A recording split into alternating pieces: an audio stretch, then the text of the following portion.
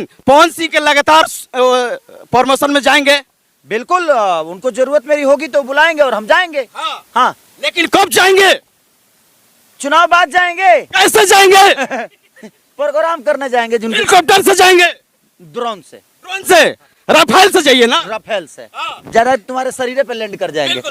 लेकिन लेकिन लेकिन एक मिनट बिल्कुल खेसारी भाई, लेकिन सभी लोग विरोधी लोग बीजेपी के जितने आर्टिस्ट हैं लोग विरोध में जा रहे हैं।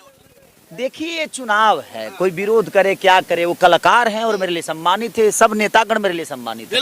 मेरे को मुझे जहाँ मेरा सेवा भाव रहता है, जहाँ मेरी मन मिलती है, जहाँ मेरा मत मिलता है, वहाँ मैं सबके लिए करता हूँ। और चाहे वो मेरा दुश्मन हो या मेरा हित हो, उससे मतलब नहीं, मेरा जहाँ दिल लगता है वहाँ मैं काम करता हूँ। आरजेडी के लिए खड़ा नहीं हो जाइएगा? आरजेडी मेरी रग रग में है, ऐसा कुछ नहीं है। और आरजेडी का मैं एक हिस्सा हूँ, मैं उस परिवार का एक बेटा हूँ, वो अलग विषय हो गया। अपना